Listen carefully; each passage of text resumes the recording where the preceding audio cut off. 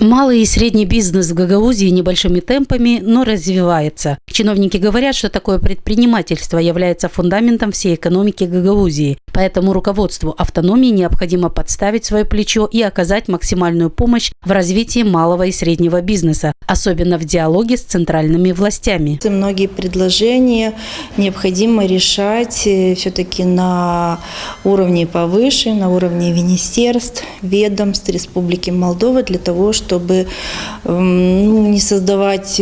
Мы-то здесь можем принять закон определенный, но он будет идти в противоречие с республиканскими законами, и в конечном итоге будет отменен наш закон. Поэтому все, что в наших силах, мы будем стараться это все делать. То, что санэпидемстанция имеет огромные нормативные документы, которые разрабатывались сама санэпидемстанция, даже противоречит законодательству Республики Молдовы, это не должно быть исключено. И вообще в других странах, таково в западных странах, кроме как бывший Советский Союз, страны, такого государственного органа, как санэпидемстанция, отсутствует. Его нету.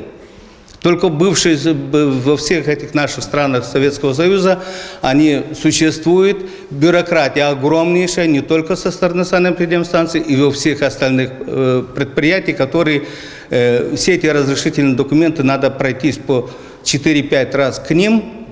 И за большие деньги, которые берут за каждый шаг по 500, 600, 800 лей и так далее. О сложностях, с которыми сталкивается сегодня малый и средний бизнес в Гагаузии, говорят многие предприниматели. В частности, они отмечают большое налогообложение предприятий малого и среднего бизнеса, из-за которого последние не могут развиваться. Сложности, в принципе, самые главные, из которых я хочу подчеркнуть, это достаточно высокая налогооблагаемая база для малых и средних предприятий, которая составляет 90% поступлений в бюджеты. Да, то есть моменты есть, которые диктуют сегодняшнее отсутствие достаточно хорошей торговли, и это создает определенные препятствия для предприятий малого и среднего бизнеса. Но малые и средние предприятия нуждаются в поддержке со стороны государства, прежде всего в субсидировании, возможности предоставления определенных грантовых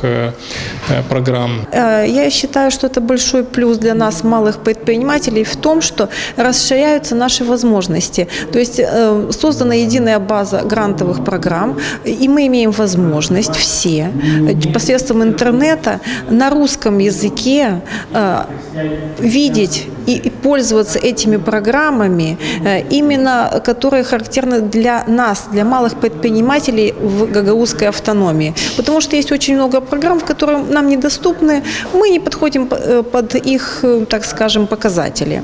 То есть нужны трансграничные проекты, нужны большие предприятия. На сегодняшний момент мы маленькие предприятия, которые сконцентрированы в маленьких селах. И для того, чтобы стать большими предприятиями, нам все-таки нужно выигрывать маленький грант для того, чтобы мы могли завоевать наш рынок и потом перейти на республиканский рынок. В гагаузской автономии на сегодняшний день функционируют 7232 предприятия малого и среднего бизнеса. Это составляет более 90% экономических агентов в регионе. Управление экономического развития Гагаузии разработало программу по поддержке и развитию малого и среднего бизнеса, которую представила всем экономическим агентам автономии.